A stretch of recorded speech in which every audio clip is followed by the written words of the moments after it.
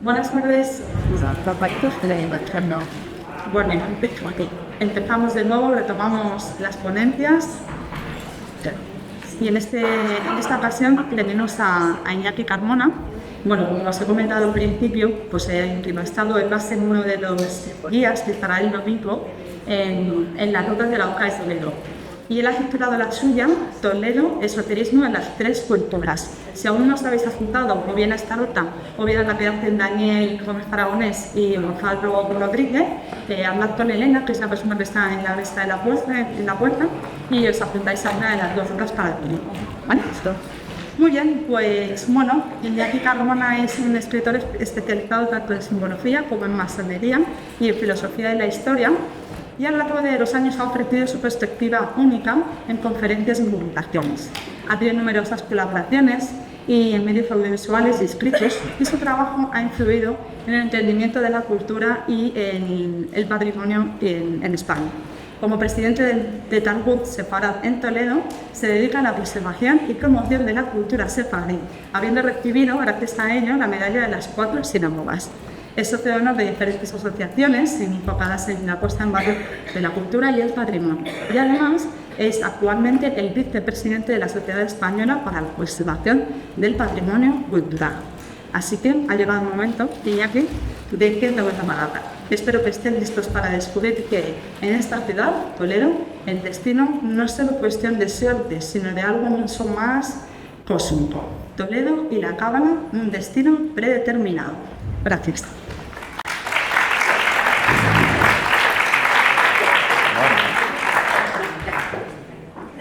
¿Se oye? Sí. Bueno, en principio, dar las gracias, y estoy viendo que ya se ha ido el alcalde, ¿no? Digo porque es que a ver, aquí me etiquetan mucho como el último judío, pero yo me etiqueto a mí mismo como el último hereje. Entonces, como toledano de pro, todos vamos a ensalzar Toledo y desde diferentes aristas, pero a veces el toledano de niño echa de menos también esa vida ciudadana, que no se convierta como todas las ciudades, al final patrimoniales, son unas muy parecidas de otras. Y como no tengo ningún peaje que pagar con ningún político, debo, moviendo Toledo por todo el mundo, conferencias por Israel, Suiza, etcétera, sobre todo el Toledo judío, intento concienciar también de diferentes aspectos que no sean únicamente el esoterismo. Luis me la ha puesto votando porque el esoterismo, claro, es el gran desconocido. ¿Qué es el esoterismo? El esoterismo no es lo que la gente asocia de una manera inmediata. El esoterismo es un conocimiento transversal, es la ciencia del ser, y se manifiesta en la filosofía, en la historia, en el arte, en la arquitectura.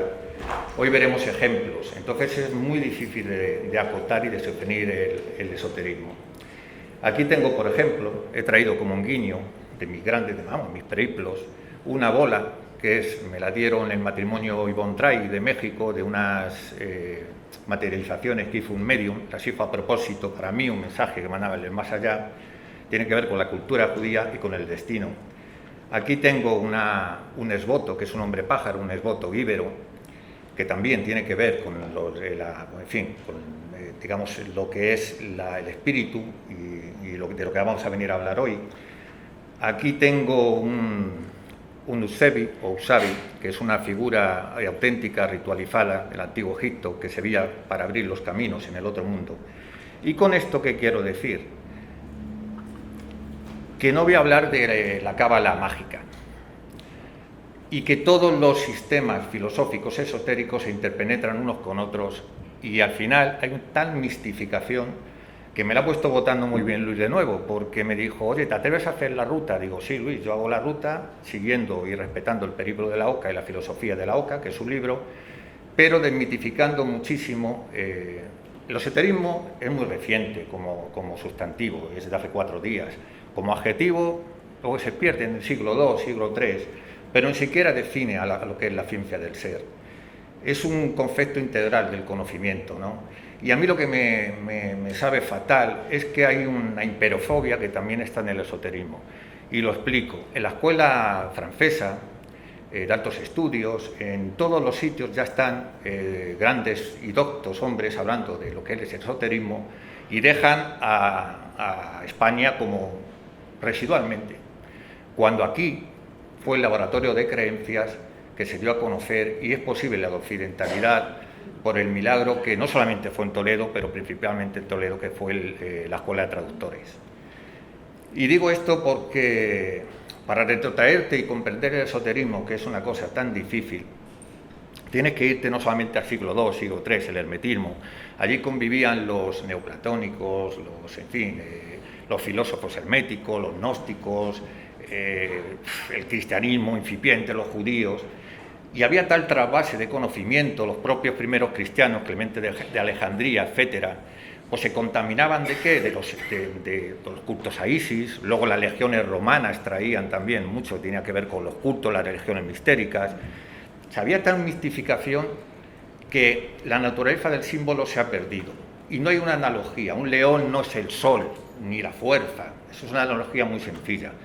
Se están aludiendo a conocimientos que tienen que ver con otras cosas. Por ejemplo, pongo un ejemplo.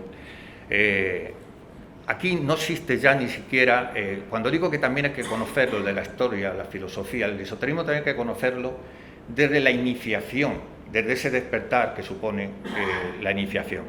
Yo he sido iniciado en varias escuelas, he pasado por todas, y al final todos los sistemas filosóficos confluyen en la misma cosa, incluida la Cábala. Entonces, ¿de qué es lo que estamos hablando, de ese conocimiento, un origen? Pues no es un conocimiento baladí. Es sorprendente cuando aquí la geometría Fabrorum, que hablaban los masones, esto se hizo en este laboratorio de creencias que fue Toledo. En origen, estamos hablando de Babilonia, las expediciones que se hicieron de universidades como Pensilvania y demás, descubrían tablillas donde había un conocimiento exhaustivo de cómo calcular el grado de inclinación de una pirámide, de la cuadratura del círculo, una serie de conocimientos que no se escribían, se trasladaban de manera oral y bajo la prerrogativa del silencio, es decir, a veces acotaban en los márgenes al iniciado hará saber. De tal manera que también había un orden moral, un control moral que se pretendía sobre las personas que accedían a ese conocimiento. La palabra rita, del sánscrito, es poner en orden. Rito, del latín, es poner en orden. Cosmos, es poner en orden. Es lo que se pretende, del orden del caos al orden. Todos estos conceptos que son muy difíciles se van a extrapolar y manifestar, por ejemplo, un visionario, Lubitsch, egiptólogo, se va a confrontar con el templo de Luxor, y el templo de Luxor, pues ¿qué va a haber? Que va a haber una inteligencia de los órganos, en un plano antropométrico donde cada instancia se corresponde con los órganos del ser humano. ¿Cómo se construía? Se utilizaba la piedra del interior de las canteras, que tenía una polaridad distinta. ¿Por qué?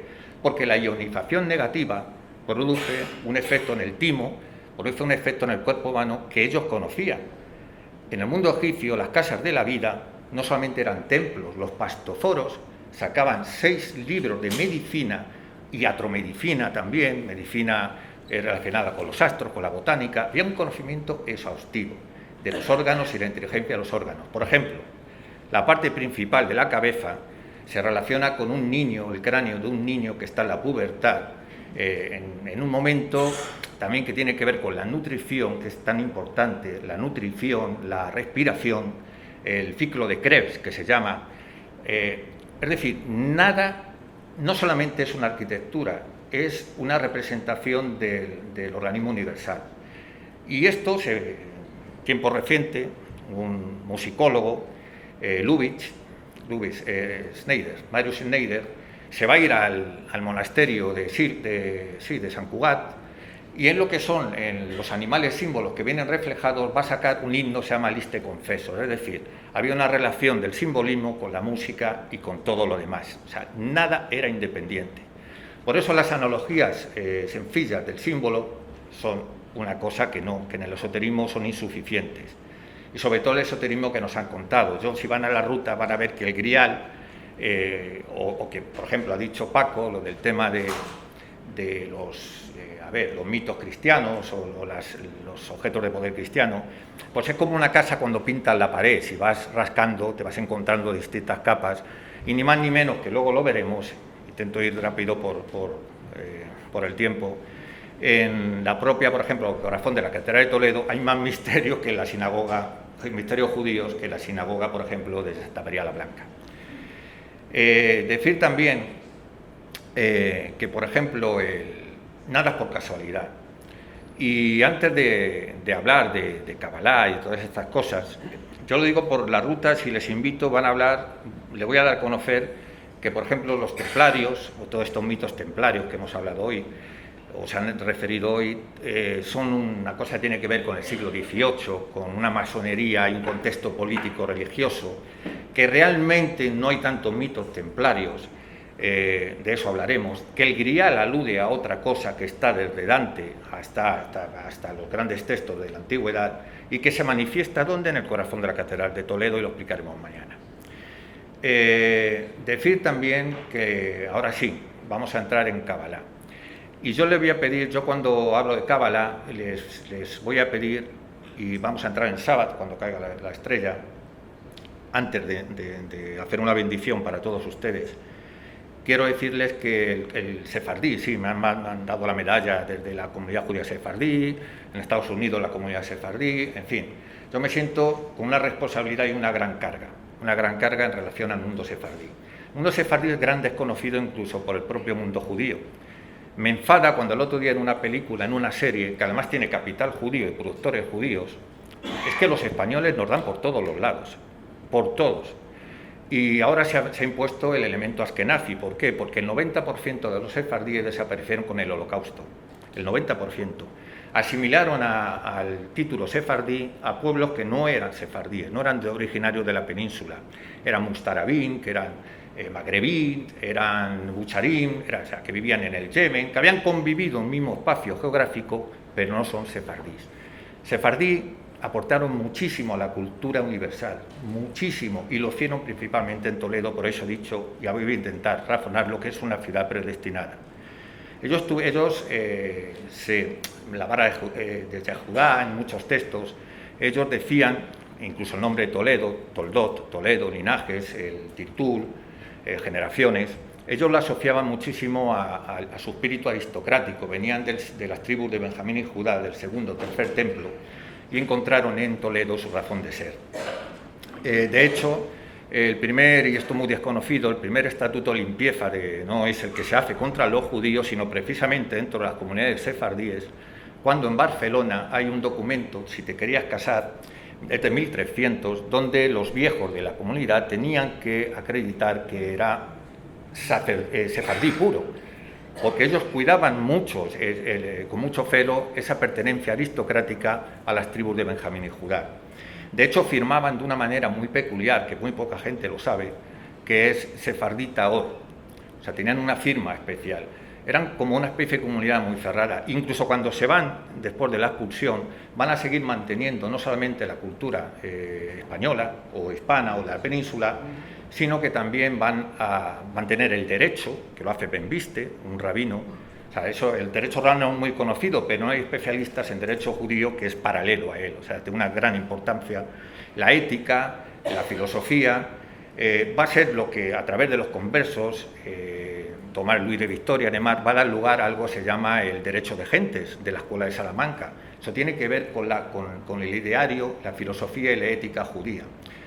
Y eso va a cambiar el mundo y va a crear una apertura del mundo que realmente eso sucedió también gracias a Toledo. Y no solamente eso, sino que escribieron, por ejemplo, el primer tratado en economía, Jan Amsterdam lo escribe el primer tratado sobre bolsa, 1600 y algo, Confusión de confusiones, lo hacen en castellano. El primer tratado de Cábala en lengua vernácula también lo hacen en castellano. Así todos los textos tenían un sentido, ¿no?, de comunidad, y no se mezclaban ni con los askenazis ni con nadie. Dicho esto, decir antes de hacerle la bendición para hablar de la Torá y de los secretos y de Toledo, decirles también que yo tuve la suerte, yo no preparo mis conferencias, soy un caos. Ahí está mi profesor Antonio Illán, que gracias a él me ha dado una sorpresa viniendo en el instituto, gracias a él escribo porque me animó a escribir, y yo no tengo espíritu de síntesis, no. Y hay una cosa que si no pertenece ni al esoterismo del mundo judío no comprendes, que es el ibur. ¿Qué es el Ibur? El Ibur, ¿ya ha terminado? Ah. El Ibur es una cosa, mira, vino un rabino, era especialista en ciencias místicas, y un rabino con una cabalista, además un hombre mayor, y me hizo una ceremonia en Santa María la Blanca, una restitución de mi alma judía. Anusín quiere decir los forzados, los que se mantuvieron, se obligaron, pero se quedaron aquí. Y yo vengo de una familia anusín. Entonces él me hizo una ceremonia de restitución y él me dijo: el Ibur actuará sobre ti. ¿Qué es el Ibur? El Ibur es, no vamos a decir una posesión, porque eso es demasiado grosero. Es como que cuando tú estás funcionas con justicia, con equidad. O sea, la ética es el metabolismo del alma en Cábala, y la acción talla el ser. Eso es muy importante. Cuando tú estás en justicia, el espíritu de los santos, de los maestros elevados, van a obrar a través de ti. Yo no preparo mis conferencias, muchas veces ni me escucho ni me leo. Entonces sale lo que sale dentro del caos. Pero sí les voy a decir una cosa. Hay una cosa que ustedes y yo tenemos que saber. La reminiscencia es el suceso por el cual las cosas que están en lo profundo emergen a la conciencia. Y ustedes, también dice la Cábala, que a veces la mente no asimila los conceptos. Yo doy mucha información y ustedes creen, porque lo están pasando por el racional, este hombre da mucha sobreinformación, pero les estoy reprogramando. Así actúa la Cábala, es una reprogramación. ¿Por qué? Porque recordar es volver a pasar por el corazón, es tu ser sabe. En Cábala se habla que cuando tú te vas a encarnar, las encarnaciones son para aprender. En el judaísmo la materia sirve a su propósito, es decir, tú encarnas en el mundo y tienes que poner la mente al servicio del espíritu, si quieres elevar y de alguna manera llegar a la unidad divina más rápidamente. Es lícito el libre albedrío si quieres tú poder dedicarte a la materia o a los placeres o a otras cosas. Pero si tú realmente haces bien tus deberes, pues llegas antes a esos mundos, que es lo que se pretende. Entonces esas reminiscencias están en ustedes.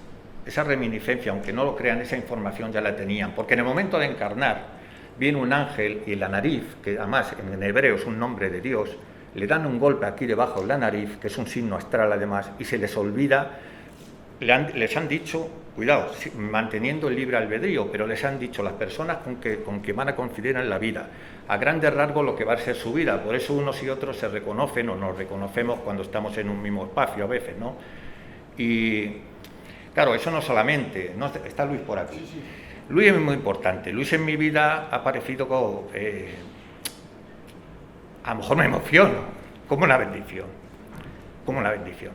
Pero no solamente Luis, todo lo que mueve Luis, Luis Gallat, todos, el Stein, es que Lázaro, es que no quiero Jesús Callejo, es que todo. ¿Por qué? Porque figuraros qué importante es lo que voy a decir. Vino el gran heredero de la escuela cabalística tolerana es Fey Simón, está muerto, Alevi, que tiene un centro por todo el mundo y principalmente Londres, y él se arroga como heredero de la escuela tolerana. Este hombre es de origen sefardí y cuando él a los 10 años vio un grabado de Toledo, él tuvo una epifanía, Cábala es normal, él recordó. Y de pronto él se sintió vinculado y él se sintió con una responsabilidad hacia Toledo. Vino con 20 años aquí, él era pintor, vino con 20 años y dedicó toda su vida a la Cábala porque recordó su vida aquí. Y él dijo una cosa muy importante que voy a repetir aquí. Toledo es una ciudad, como él dijo, catalizadora de la conciencia o dinamizadora de los grandes cambios de la conciencia. En determinadas etapas históricas, la historia en el mundo judío es diferente a catagénesis, como es en griego, que quiere decir envejecimiento. No, la historia para el mundo judío es metahistoria, es predestinación. Es un egreso a la unidad divina, y ahora lo voy a explicar. Es todo lo contrario a un envejecimiento. Y hay dos mundos, Tiferet y el mundo griático. En el mundo griático es el mundo donde acceden los grandes maestros que ya han trascendido, que han muerto, que no han necesitado muchas vidas, y luego está el mundo de Yesirá, donde estamos el resto, pues yo me considero una persona normal, que necesita como muchas más encarnaciones y aprendizaje. Pero en el mundo de Briat, donde están las almas, este es un hecho que me gusta mucho, para no decir es que eres muy projudío. No, yo soy de naturaleza universal. La enseñanza es que en el mundo briático las almas no solamente son judías y no deben de ser judías, de tal manera que deben ser multirraciales, pertenecer a distintas religiones, es decir, de distintas manifestaciones de la voluntad divina, y en determinadas épocas aparecen de forma conjunta. A veces son una cofradía, a veces son místicos, a veces están en la escuela de traductores siendo árabes, judíos, cristianos, y entonces es lo que ha hecho Luis de alguna manera. Este hombre, cuando vino, el cabalista de la escuela toledana, es que él lo dijo, lo que vamos a ver hoy. Él dijo: Toledo es una de las ciudades de convergencia de la conciencia, y sobre todo, ojo, en el siglo XII, que fue cuando toda la época del florecimiento de la Cábala, no solamente el Zohar, porque también en la otra escuela, los hasídicos, tenemos el Tesoro de la Gloria o un texto parecido, pues salieron los dos textos místicos más importantes, que por cierto el Zohar, haciendo una apreciación que voy a hacer, no la escribió Moisés de León, sino que se escribió en Toledo, y se escribió por una cofradía era Jicatilla, Abulafia y diferentes maestros, y bueno, esto ya se va sabiendo, y esto también es muy importante, ¿no? Voy a hacer la bendición. ¿Y por qué voy a hacer la bendición? Porque debo de hacerla porque además está cayendo la luz. Y es una bendición muy poderosa y muy sencilla. Ustedes van a cerrar los ojos, dura 3 segundos.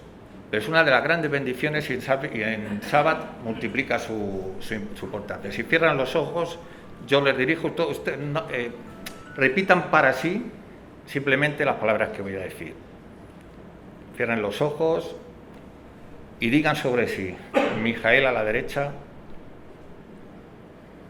Gabriel a la izquierda, Uriel enfrente, y por encima de mí la divina presencia, Sejina. Amén. Bueno, esto es una bendición muy sencilla, pero muy importante. Las letras hebreas, las bendiciones, son puertas multidimensionales, mueven energías muy profundas. Y he dicho esto para meternos en el terreno ya del esoterismo de la Torá. La Torá no solamente la ley, la Torá quiere decir enseñanza. Y bará, el verbo crear, con el que empieza el Génesis hebreo, bará Elohim, Bereshit bará Elohim, aparte de crear y de enseñar, es sanación. El método Taruf es sanación, es una visión nueva en la cual el tema te enseña los secretos de la vida y también pues cosas que, bueno, hay eminentes físicos, Stein, Luis sabe mucho de...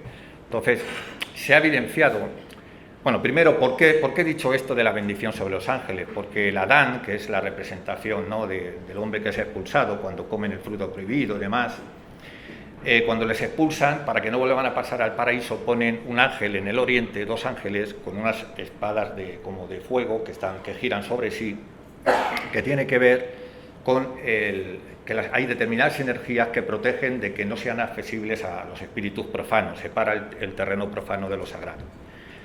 De ahí nace, se dice que cuando Dios expulsa del paraíso a Adán, lo que hace para compensar le da un libro, se llama el libro de Raziel, con un lenguaje y unos caracteres, el lenguaje angélico, de lingua gelorum, decían los esoteristas, que es para conectar con los mundos superiores, pero él no sabía hacer uso de él. El único que lo hizo fue Enoch, que Enoch fue el que recordó su vida en el paraíso, de donde venía, del mundo briático, y recordándola fue capaz de subir, fue el único que lo hizo. Enoch se traduce por el iniciado, y cuando él, después de 36 días en esos mundos, baja, se conoce o se transmuta en el estereotipo de lo que es Metratón, que es el ángel poseedor del nombre. En otras culturas va cambiando a Kadir, en fin, Hermes, Tot, lo que quiera. Es el paradigma del iniciado. Y esto es importante reseñarlo. Como digo, la Cábala no solamente como visiones nuevas y muchas capas para leer, no olvídense también de lo religioso. Sí que tiene un espíritu divino, pero es mucho más. Por ejemplo, hay en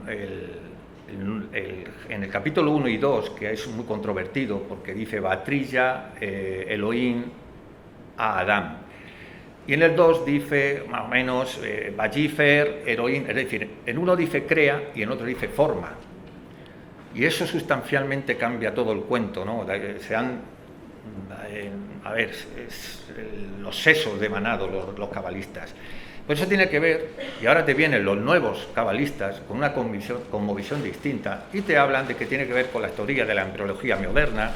En el primero es la recapitulación, es decir, somos unas especies que hemos ido evolucionando, y el segundo, la neotenia, que es decir, de pronto se paralizan determinadas hormonas o determinados mecanismos evolutivos, y ahí se justifica un egreso, es decir, no vamos hacia atrás, vamos hacia adelante, y tenemos la oportunidad de convertirnos o no formar parte solamente de la edad Cadmon, o sea, una parte fragmentaria, sino retornar a él si trabajas por el mundo de lo sagrado. Hay otra matización muy importante, que es la diferencia entre el Génesis y el Éxodo. En el Génesis hebreo, que por cierto, en la primera traducción de la Biblia hebrea, la palabra espíritu es femenino. Eso ya lo explicaremos en la charla de mañana, que hoy no va a dar tiempo. En el Génesis la diferencia está, no aparece el Yed Bajó, que es el tetragramatón, no lo quiero pronunciar, no aparece en el Génesis, curiosamente, aparece Elohim. ¿Por qué? Elohim tiene la misma numerología que Jateba, que es naturaleza, muy importante. Sin embargo, en el Éxodo se aparece el tetragramatón. ¿Qué quiere decir esto? Esto los hasídicos en su cábala lo compran. Quiere decir que la naturaleza es determinista, como dicen ellos, no como dice la cábala de aquí, y el hombre, lo indeterminado, pertenece a la cábala y pertenece a otro rango, ¿no?, de la experiencia humana. Hacen como una distinción muy precisa. Hay mucho más que decir. O sea, yo, por ejemplo, no les quiero... Pero como he dicho que voy a programar, sí les diré algunas cosas. Por ejemplo, el nombre en numerología es curioso, porque hay determinadas numerologías. Por ejemplo, te has hablado mucho del sensemaforar, de la mesa Salomón, que ya hablaré, pero se conoce muy poco, por ejemplo, por qué hace el Coel Gadón, que es el sumo sacerdote hebreo, por qué hace determinados gestos con la mano. Porque en las falanges del dedo están con una numeración precisa que tiene que ver con los nombres de Dios, y precisamente cuando hace ese gesto preciso tiene que ver con 74, la numerología 74, que es igual a Jomá, sabiduría.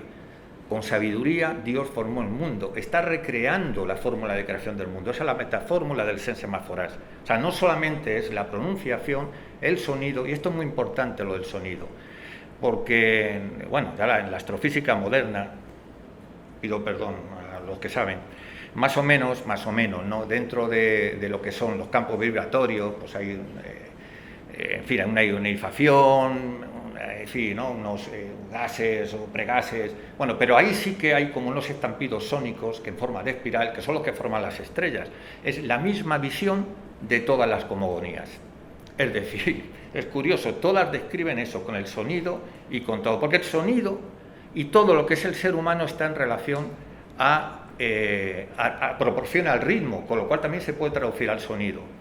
Y esto que digo yo, hay un sistema, la Kabbalah no solamente es Kabbalah religiosa, sino biohermenéutica. La primera letra del alefato hebreo, Aleph, y la última Tav, dan lugar a células, se llama célula, es curioso. Y tenían un método que es Taruf, el método Taruf, que tiene que ver cómo manejan los sonidos para operar sobre las energías profundas del ser humano. Voy a avanzar porque si no, de esto os explicaré otro día. Esto es una... ¿Dónde va a ir? Bueno, esto nada, esto es allí en Jerusalén. Es que me quería poner de pie, pero Luis me ha dicho que no se podía por... Bueno, esto es Santa María la Blanca, a ver qué podemos llegar. Por ir avanzando por Toledo. ¿Y por qué decir Toledo? Y es que no sé lo que me queda de tiempo.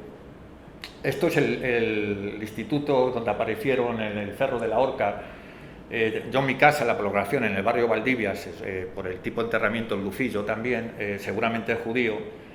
Y bueno, era tan importante no mover estos restos de judíos, conforme al halajá que hubo, era de tal importancia la comunidad judía toledana que hubo en Nueva York, hubo vigilias y consiguieron cambiar la ley para que se movieran por la importancia de la comunidad judía toledana. Hay un texto que se llama Agnés y Carón, la piedra del recuerdo, que copiaron los epitafios de la gente aquí, y algún día les contaré también la historia de ese.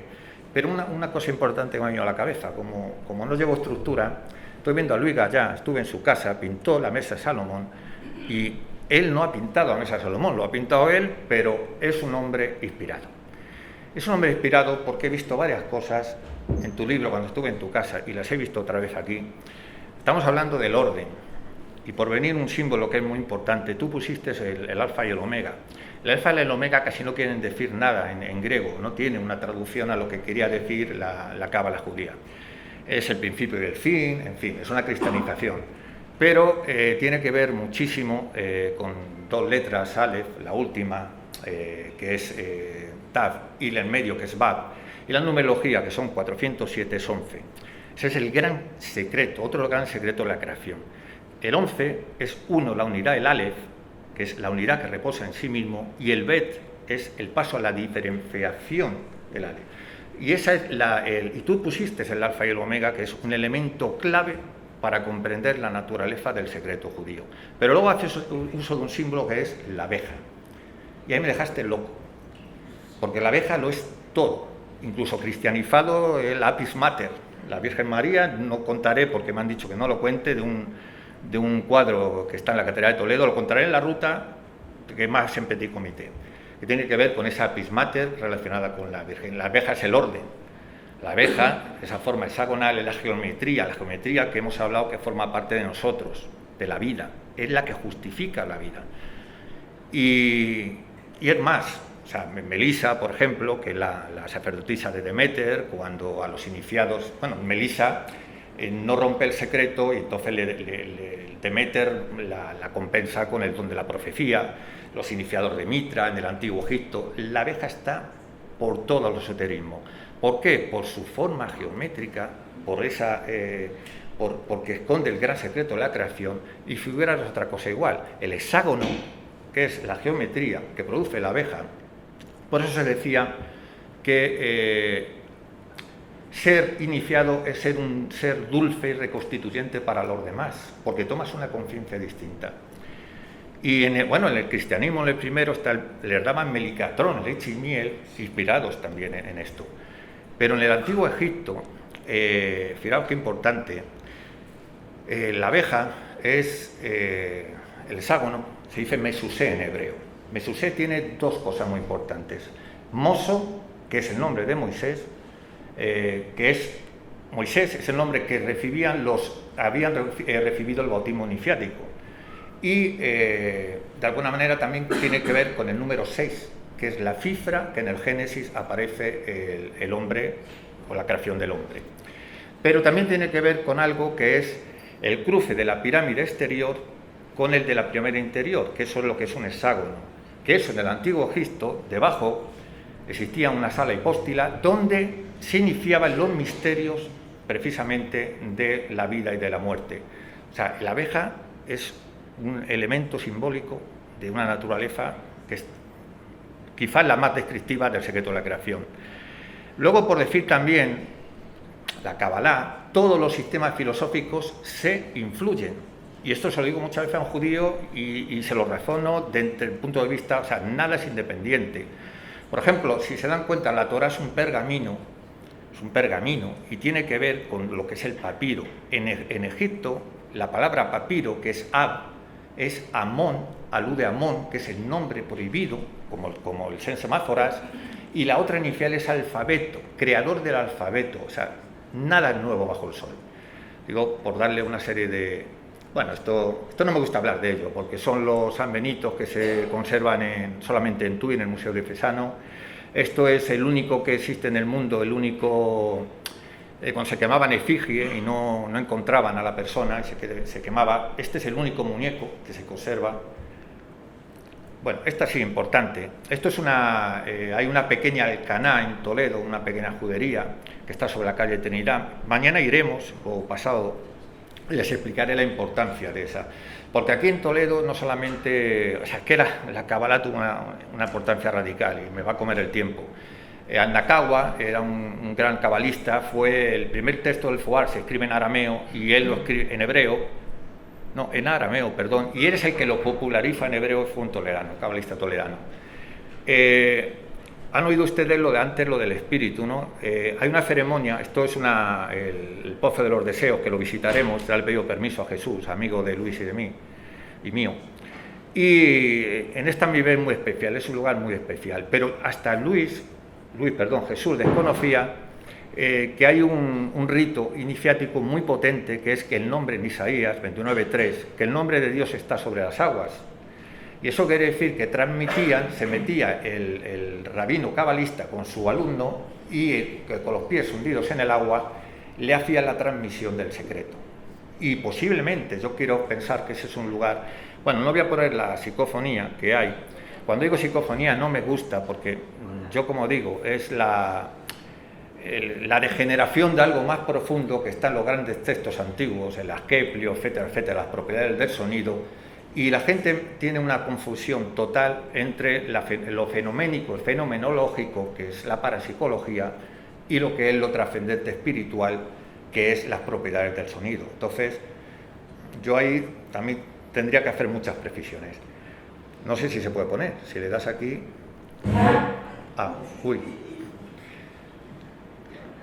Es que...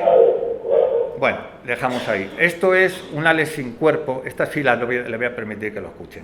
Esto en unas meditaciones, fui a dar un ciclo de conferencia a Estados Unidos, México, había muerto un cabalista y eran unos judíos que me invitaron a una sesión y me dijeron, por favor, tú podías conectar con ellos, hacemos unas meditaciones. Es muy importante mover energía sin un propósito sagrado, se vuelven contra ti, es imposible que penetres en esos mundos superiores. Cuando tú lo haces con una intención, esto, a lo mejor incluso ya la gente se queda en la anécdota, va y dice, suena bien, suena mal, se entiende esto, se entiende lo otro. A mí no me importa eso. A mí lo que me importa es lo que transmite. Resulta que un Aleph sin cuerpo es lo que el tratado del pupilo de Isaac el Ciego, el sobrino, es el mayor secreto, es un Aleph, es la energía, el Ejad, el Maimónides lo dice, el secreto total de la materialidad el sumo secreto de lo que es la existencia humana. Y esta voz dice, soy un Aleph sin cuerpo, es decir, soy un Aleph que ya no tengo la diferenciación. No sé si se va... Para terminar, porque yo creo que ahora sí, ¿no? Bueno, pues ya que ya no puedo hablar de los secretos, tendrán que ir a la ruta y tal. El cuerno de Elías, esto está en la catedral, tiene que ver con la Pascua del Cuerno, tiene que ver con el anuncio del fin de los tiempos, pero sí que quiero... En el corazón de la catedral tenemos el tetragrama, tenemos una cosa que es la sequiná, donde puso los pies lo explicaré en la ruta. Esto sí es muy importante. Hay en un panorama iconográfico, en el antecoro, la catedral, que tiene que ver con la Gada de Sarajevo, que tiene que ver con el Foar, y que ese texto fue buscado con gran encono por los nazis, que requisaron 3,5 millones de manuscritos hebreos, y fueron detrás de este texto, que tiene su representación iconográfica con sus secretos, de los que hablaremos en la ruta, en el mismo corazón de la Catedral de Toledo, con otros muchos secretos judíos allí bien preservados justo en el corazón del mayor símbolo cristiano. Pero ya lo último es que... ¿Qué es esto? Esto es lo que quería hablar si me da 2 minutos. Esto apareció en un callejón, el callejón del abogado, está cerca del Filerito.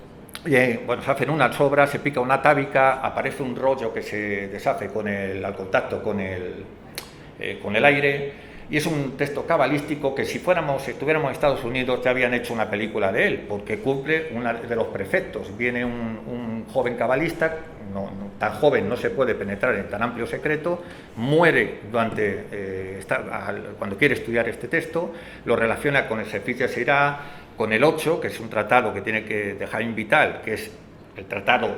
Bueno, esto es un texto de la profecía, siglo XII, lo que dijo Shimon HaLevi, de que en el 12 caía la profecía sobre Toledo.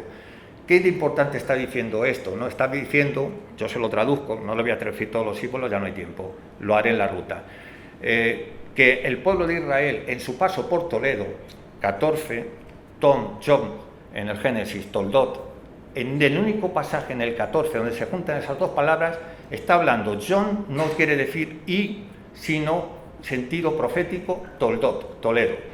Y realmente en esa época la cábala existe porque, fíjense qué es importancia, cuando son expulsados, que nace una cábala distinta, no el árbol de la vida, buscan explicaciones, en fin, ¿quién funda la cábala del Safed?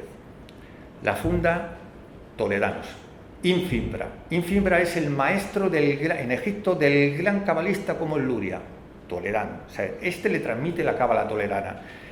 Joseph Caro, el gran compilador del Talmud, de las escuelas talmúdicas que confluyen en Toledo. Joseph Caro escribe Shulchan Aruch, que es el tratado por excelencia universal, reconocido por el mundo judío, toledano.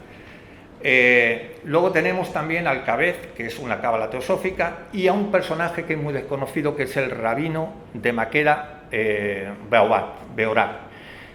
Y esto es muy curioso, porque estos cuatro van a tener el reconocimiento universal de todo el judaísmo por la importancia que tenía la tradición cabalística toledana. Fijaros si es importante. ¿Por qué? ¿Qué pretendían ellos? Restituir lo que es la Sejiná, es decir, la ordenación rabínica que se había perdido en tiempo de los Tanaín, de los sabios. Y esto se reconoce a los toleranos. ¿Pero qué es lo que querían ellos?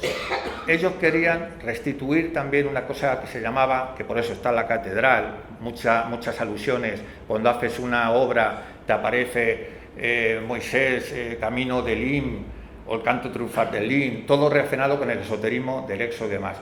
Lo que está hablando es del Mesías ben Yosef, que es el precursor del Mesías ben David. El Mesías ben Yosef es, ni más ni menos, hay un juego de palabras que ellos dicen que es, Bajú Mejolal, que es que el Mesías nacerá en un contexto no judío y vendrá a cambiar la conciencia. Y lo que está hablando de esto, por si alguno les quiere confundir, es lo siguiente, que el reino mesiánico, del fin de los tiempos, tiene que ver con la posibilidad que tiene el hombre de transfigurarse. ¿Por qué? Porque dicen que la misma materia, lo que está hecho de la misma materia puede transfigurarse en la misma cosa. Y realmente el fin de la historia es el converger con esa conciencia uno, con esa conciencia de la cual procedemos, y necesariamente ahí se producirá lo que es el Tikkun Olam y el gran cambio. No le voy a entrar porque ya se me ha ido el tiempo. En otra serie de... Bueno, Luis, como me la ha puesto muy fácil con el tema les quería haber hablado de muchas otras cosas, pero sí, por favor, déjenme corregir de que el esoterismo no es una cosa sencilla, de que el esoterismo es un campo de conocimiento que tiene que ver con la ciencia del ser y que se manifiesta en todos los campos de conocimiento, y que si te falta ese conocimiento no vas a poder entender muchas de las realidades en las cuales nos movemos. Y dicho esto, pues el que quiera apuntarse a la ruta, apúntese mejor con Dani, porque ellos tienen mucha experiencia. Yo les voy a volver locos. Muchas gracias.